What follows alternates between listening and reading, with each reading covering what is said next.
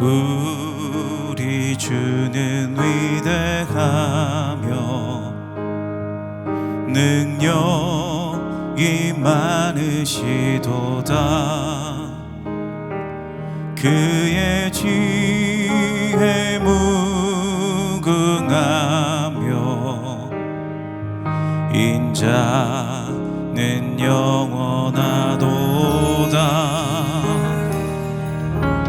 상한 자들 고치시며 상처를 싸매시도다. 별들의 수를 세시며 이름을 붙이셨도다. 그가 구름으로 하늘을 덮으시며 땅을 위하여 비 준비하시니 예루살렘아 여호와를 찬송할지어다. 내 하나님을 감사함으로 그 앞에 나가며 주임제 앞에 경배.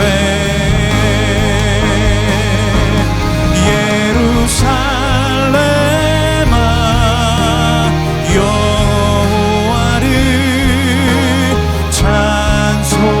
찬송할지어다. 내 하나님을 감사함으로 그 앞에 나가며 주임제 앞에 경배.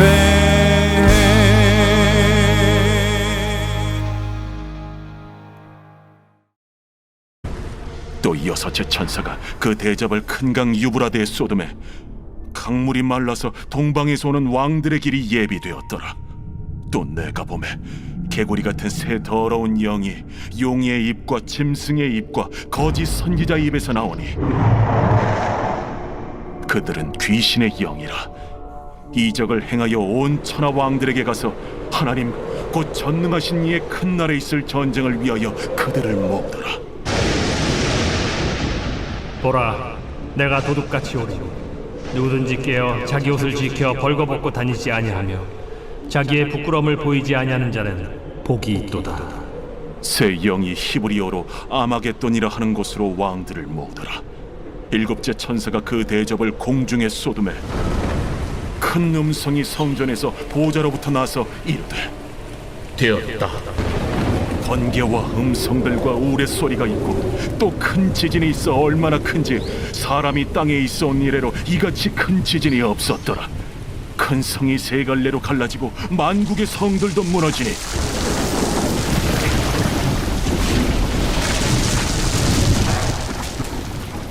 큰 성 바벨론이 하나님 앞에 기억하신 바 되어 그의 맹렬한 진노의 포도주 잔을 받음에 각 섬도 없어지고 산악도 간대하였다. 또 무게가 한 달란트나 되는 큰 우박이 하늘로부터 사람들에게 내리매 사람들이 그 우박의 재앙 때문에 하나님을 비방하니 그 재앙이 심히 크미더라. 할렐루야. 오늘도 깨어 주님과 동행하는 우리 삶이 되기를 축복합니다. 그날에 깨어있는 자라는 제목으로 하나님의 말씀 전하겠습니다. 사랑하는 성도 여러분, 계시록 16장 본문을 보면 하나님의 마지막 재앙을 담은 7 대접이 이 세상에 하나씩 쏟아 부어집니다. 10장과 11장에서 보았던 7 나팔 재앙과 비교해 보면 7 나팔 재앙은 땅과 바다의 3분의 1에만 영향을 미치는 정도였습니다. 일정한 한계까지 회개할 기회를 주시는 의미가 있었지만 오늘 7 대접 재앙은 모든 생물이 죽더라, 각 섬도 없어지고 산도 없어졌다라는 식입니다. 그러니까 하나님의 심판이 온전히 퍼부어지는 것을 의미합니다. 어제 살펴본 5번째 대접 재앙에 의하면 하나님의 진노의 대접이 짐승의 왕자에 쏟아 부어졌습니다. 짐승의 왕자란 사탄의 조종을 받는 이 세상의 악한 권력을 가리키죠. 그 짐승의 왕자에 진노의 대접이 쏟아 부어졌으나 그들은 회개하지 아니하였고 오히려 오늘 본문에 아마겟돈 전쟁을 예비하는 것을 보게 됩니다. 12절을 보면 여섯째 천사가 대접을 큰 강 유브라데에 쏟음으로써 여섯째 대접 심판이 시작됩니다. 또 여섯째 천사가 그 대접을 큰 강 유브라데에 쏟음에 강물이 말라서 동방에서 오는 왕들의 길이 예비되었더라. 아멘. 여섯째 대접 심판의 핵심은 아마겟돈 전쟁을 준비한다는 것입니다. 먼저 대접을 유브라데 강에 쏟았고 강물이 말랐다라는 의미를 생각해 볼까요? 유브라데 강은 그 당시 로마 제국과 파르티아 제국의 국경이었습니다. 로마가 파르티아에게 2차례 패전을 경험한 바 있었는데 경계를 형성하는 강인 거죠. 그러니까 유브라데라는 큰 강으로 분리되어 있다는 것은 어느 정도 안전을 담보할 수 있음을 의미합니다. 그런데 이 강물이 말랐다고 하는 것은 가로막힌 장벽이 무너져서 침략이 가능해졌다라는 의미죠. 12절 하반절에 동방에서 오는 왕들의 길이 예비되었더라 라는 말씀이 그것을 가리킵니다. 사랑하는 여러분, 성경에서 홍해가 마르고 요단강이 마른 것은 하나님의 백성의 구원과 관계가 있는 것이지만 여기서는 심판과 멸망의 전조를 보여줍니다. 유브라데 강이 마른 것은 마지막 때 큰 성 바벨론의 멸망의 전조가 되는 사건입니다. 여기서 우리는 하나님의 깊은 섭리를 봅니다. 동방 왕들로 대표되는 적그리스도의 세력이 유브라데 강이 마름을 보고 힘을 얻어 교회를 공격하겠지만 그것은 곧 그들을 향한 하나님의 심판의 사건이 될 것이기 때문입니다. 13절과 14절은 그 일이 어떻게 전개되는지를 보여줍니다. 용과 짐승과 거짓 선지자가 나오는데 12장에서 13장에서 보았던 용과 두 짐승을 가리킵니다. 땅에서 나온 짐승은 이적을 행하며 땅에 거하는 자들을 미혹하는데 여기서 거짓 선지자로 불립니다. 이 악의 트리오, 이 악의 삼위일체가 유브라데 강이 마름을 보고 하나님과 주의 교회를 대적하려 합니다. 13절을 보면 그들의 입에서 개구리 같은 새 더러운 영이 나왔습니다. 여기서도 입이 중요합니다. 왜냐하면 그들의 본질은 속임이고 주님 말씀대로 마귀는 거짓의 아비인데 그들의 입에서 나온 더러운 영들이 할 일도 속이는 것이기 때문입니다. 여러분, 그들의 입에서 나온 영들이 개구리 같다라는 것, 구약 성경에서 더럽고 부정한 동물인 이 개구리를 통해서 더러움을 강조하는 겁니다. 그리고 참고로 복음서에서 귀신을 칭할 때도 그냥 귀신이 아니라 더러운 귀신이라고 부르지 않습니까? 14절에서 이들을 귀신의 영이라고 부연함으로써 그 본질을 강조합니다. 그러니까 이들은 이적을 행하여 사람들을 미혹하고 그래서 하나님과 교회를 대적하게 하는 것입니다. 12절에 동방에서 온 왕들은 14절에 온 천하 왕들로 확대됩니다. 새 더러운 영이 짐승의 표를 받고 살아가는 이 땅의 왕들과 그 군대를 모읍니다. 그리고 16절은 이 전쟁이 아마겟돈에서 벌어질 전쟁이다라고 말씀합니다. 아마겟돈은 히브리어로 하르마겟돈이라고 읽습니다. 하르는 산을 말하고 마겟돈은 무깃도를 말하기 때문에 무깃도의 산이라는 뜻입니다. 구약 성경에 보면 무깃도는 전쟁이 많이 일어난 장소이고 요시야 왕이 전사했던 곳이기도 합니다. 메소포타미아에서 애굽으로 갈 때 반드시 통과해야 할 교통의 요충지이기 때문에 무깃도를 점령하면 1000개의 도시를 점령하는 것보다 낫다라는 말을 할 정도로 중요한 곳이 바로 무깃도였습니다. 여러분, 무깃도에 대한 이필찬 교수님의 설명이 유익합니다. 한번 들어보십시오. 무깃도라는 도시가 언급된 성경 본문들의 공통점은 하나님을 대적하는 자들에 대한 심판의 장소로서 무깃도가 사용된다는 점입니다. 요한계시록에서 이런 배경의 무깃도를 어근으로 하는 아마겟돈이라는 용어를 사용하는 것은 만국을 이끌어 하나님을 대적하는 영적 전쟁을 일으키려는 용과 짐승, 거짓 선지자에 대한 심판의 장소로 제시하려는 목적을 가지고 있습니다. 라는 설명입니다. 그러니까 여러분, 아마겟돈은 문자적인 의미라기보다 그런 심판의 메시지를 담고 있는 상징적인 장소로 보는 게 합당합니다. 계시록 6장 17절에서는 하나님과 어린 양의 진노의 큰 날로 표현이 되었고 오늘 14절에도 보면 하나님 곧 전능하신 이의 큰 날에 있을 전쟁이라고 말씀합니다. 여러분, 하나님을 대적한 사탄의 마지막 전쟁을 가리키는 것입니다. 결국 이 전쟁은 사탄, 적그리스도의 세력이 전 세계적으로 성도들과 주님의 교회를 향해 퍼붓는 최후의 공격, 마지막 발악이 될 것입니다. 초점은 하나님의 백성과의 전쟁, 교회에 대한 전 세계적이고 영적인 전방위적인 공격과 핍박이 주어질 것에 대한 말씀이라는 것, 그것이 아마겟돈입니다. 여러분, 하나님을 대적하는 모든 세력이 아마겟돈에 총집결하겠지만 결국 하나님의 의도는 만천하에 드러날 것입니다. 하나님께서 모든 배후에서 그들을 한꺼번에 심판하시기 위해 한자리에 불러 모으신 것입니다. 그러니까 정리를 해보면 이 아마겟돈 전쟁은 어느 한 지역에서 일어나는 물리적인 전쟁을 가리키지 않고 전 세계적이고 영적인 전쟁을 가리키는 겁니다. 사탄에게 속한 새 더러운 용이 부추겨서 하나님을 대적해서 일으키는 전쟁입니다.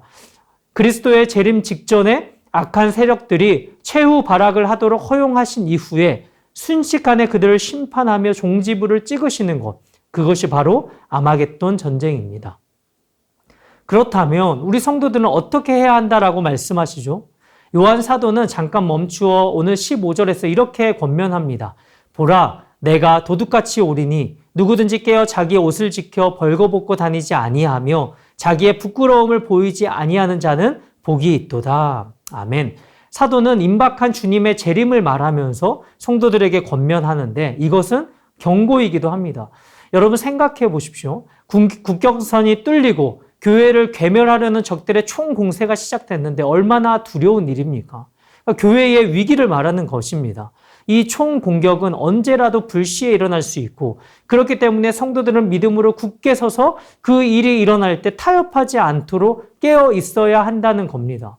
내가 도둑같이 오리니 1인칭으로 주님이 친히 말씀하시는데 주님의 재림도 이같이 준비하지 않으면 재난의 날이 될 것이라는 말씀입니다.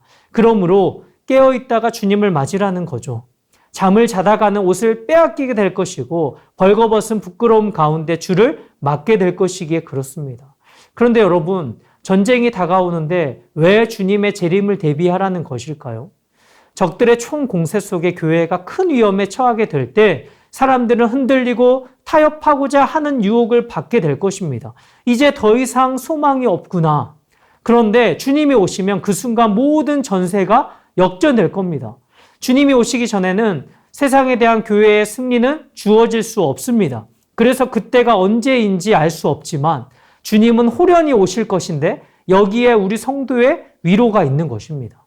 사랑하는 여러분, 엄청난 그 영적인 전쟁 앞에서 왜 우리가 영적으로 깨어서 주님을 기다려야 하는지 그에 대한 충분한 설명이 되었습니까? 주님이 오시는 것만이 이 전쟁을 이길 수 있는 길이기 때문입니다. 그렇다면 우리는 어떻게 깨어 있어야 합니까? 다시 15절을 보실까요? 보라, 내가 도둑같이 오리니 누구든지 깨어 자기 옷을 지켜 벌거벗고 다니지 아니하며 자기의 부끄러움을 보이지 아니하는 자는 복이 있도다. 아멘. 자기 옷을 지켜 벌거벗고 다니지 않아야 한다고 말씀합니다. 계시록 6장 11절에서 하나님은 하늘의 제단 아래서 신원하여 달라고 구하는 순교자들에게 흰 두루마기를 주셨습니다. 그리고 계시록 19장 8절에서는 어린 양의 혼인잔치에서 성도들에게 빛나고 깨끗한 세마포 옷을 입도록 허락하십니다. 그리고 이렇게 말씀하시죠. 이 세마포 옷은 성도들의 옳은 행실이로다 하더라. 보십시오, 여러분. 깨어있는 것에서 더 적극적으로 옷을 입으라. 흰옷, 세마포 옷을 입으라. 이것은 의로운 행실이라고 말씀하십니다. 옷은 우리 주님이 주시는 영예를 상징합니다. 그리고 이미 성도들은 바울사도의 말씀처럼 그리스도로 옷 입은 자들 아닙니까? 그러므로 본문에서 자기 옷을 지켜라는 이 말은 성도의 신분을 지키라는 말씀이고 성도답게 살라는 것입니다. 그런 자는 복이 있도다. 하나님과의 의로운 관계에서 그것을 삶의 기준으로 삼고 살아가는 그 자체가 바로 복이란 말이죠. 옷을 잃어버리지 않도록, 믿음을 잃어버리지 않도록 지켜야 합니다. 여러분, 라오디게아 교회를 기억하십니까? 부자라 부족함이 없다고 저들은 말했는데 정작 벌거벗었던 교회를 향한 책망. 그래서 계시록 3장 18절의 말씀이었죠. 저와 여러분이 하나님의 눈에 너는 벌거벗었구나. 그런 일이 없게 되기를 소원합니다. 사랑하는 성도 여러분, 도둑같이 임할 주님 재림의 날에 깨어있는 자는 복된 자입니다. 그는 영광의 승리를 경험하고 그 승리에 참여하게 될 것입니다. 우리는 어디에다 마음을 두고 있습니까? 여러분, 아마겟돈 전쟁이 언제, 어디서 일어나는가에 대한 관심보다도 우리가 정말 마음을 쏟아야 할 것이 바로 여기에 있는 줄로 믿습니다. 사탄은 온갖 유혹으로 우리로 잠들게 만들어서 세상과 타협하도록 하고 그렇게 우리 가진 의의 옷을 더럽히며 성도의 삶을 살지 못하도록 하는데 그 일들이 더 극심해질 것입니다. 그 속에서 살아가는 우리에게 여러분 오늘 주시는 그 주님의 음성에 귀 기울여 보십시오. 첫째로 그러한 세상 속에서 단정한 삶을 살아가도록 말씀과 성령으로 인도하심을 믿고 영적으로 깨어있기를 축복합니다. 둘째로 거룩한 성도의 삶을 위해 날마다 말씀과 동행하며 영적인 분별력을 키워나가시기를 축복합니다. 셋째로 우리에게 입혀주신 의의 옷을 더럽히지 않도록 날마다 그리스도의 보혈에 빨아서 정결하게 유지하시기를 축복합니다. 넷째로 우리의 싸움은 나 혼자만의 싸움이 아닙니다. 교회가 전 우주적인 싸움의 한복판에 있음을 기억하고 이 땅에 세워진 주님의 교회를 위해 더욱 기도하시길 축복합니다. 우리들의 싸움이라는 사실입니다. 여섯째 대접 심판이 전쟁 준비의 차원이었다면 이제 17절에 일곱째 천사가 대접을 공중에 쏟습니다. 여기 공중은 사탄의 영역을 가리킵니다. 그를 공중의 권세 잡은 자라고 하지 않습니까? 짐승의 보좌에 쏟은 것과 비슷한 것입니다. 17절을 보면 쏟아 부으면서 되었다라고 합니다. 주님은 십자가에서 다 이루었다 하시며 우리의 속죄를 완성하셨는데 이제 하나님의 공의로운 심판이 완성되었다는 것이죠. 다 이루었다. 이제 끝났다는 것입니다. 18절 이하에 하나님의 심판을 보여주는 사인들이 나타납니다. 이어지는 17장과 18장에서 큰 성 바벨론의 멸망을 보겠지만 여기서 큰 성이 세 갈래로 갈라졌다라는 것은 완전한 파멸을 상징합니다. 만국의 성들이 함께 무너집니다. 그들이 하나님의 기억하신 바 되었기 때문입니다. 20절은 각 섬도 없어지고 산악도 간데 없더라 라고 말씀합니다. 모든 것이 사라진다는 말씀입니다. 하나님의 진노의 심판은 한 달란트의 우박, 여러분 한 달란트이면 최소 30에서 60kg 되는 그런 무게를 말하는데 그런 우박을 하늘로부터 쏟아냅니다. 놀라운 것은 이 와중에도 사람들은 하나님을 비방한다는 사실입니다. 말씀을 맺습니다. 우리는 이런 하나님의 진노 앞에 두려워할 건 없습니다. 다만 우리의 믿음을 지킬 것인가, 이 땅에서 박해가 있고 고난이 있더라도 우리 믿음을 굳게 지킬 것인가, 그걸 날마다 믿음의 자리에서 선택해야 하는 것이죠. 본질적으로 이 싸움은 우리 주께서 재림하셔서 심판하심으로 막을 내리게 될 것입니다. 주님이 도둑같이 예상치 못한 시간에 재림하실 때 그날의 영광을 맞아 누리기 위해 깨어있는 자, 그 사람은 복된 자입니다.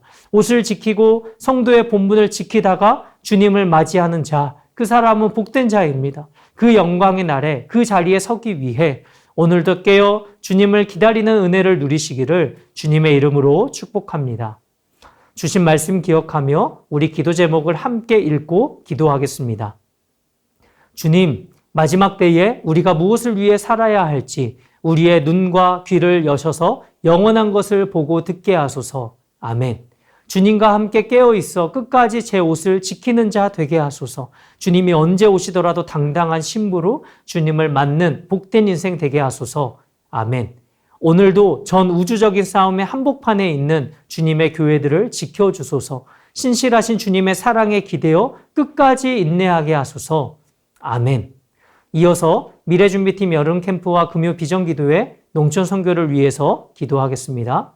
7월 25일에서 27일 유년부 여름 캠프를 통해 고난 속에서도 우리를 부르시고 치료하시며 승리하게 하시는 하나님의 성품과 사역을 알아가고 그분과의 관계를 회복하는 귀한 여름 캠프가 되게 하소서. 아멘. 오늘 금요 비전 기도회에서 말씀 전하시는 김만곤 목사님에게 성령의 충만함을 주시고 말씀을 통해 위로와 도전과 은혜의 시간이 되게 하소서. 온 교회 성도가 기도회를 통해 기도의 문이 열리고 기도의 능력을 경험하게 하소서. 아멘.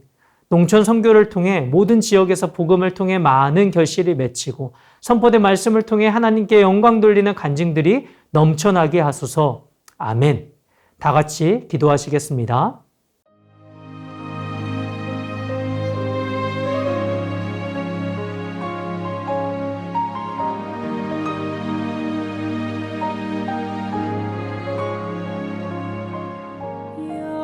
여호와는 나의 목자시니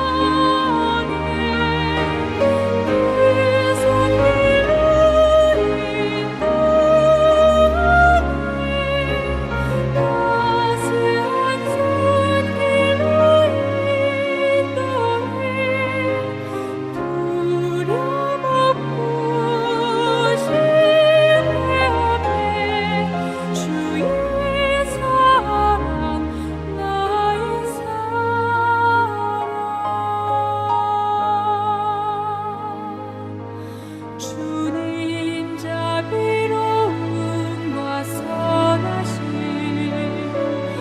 평생 나를 따르리니 내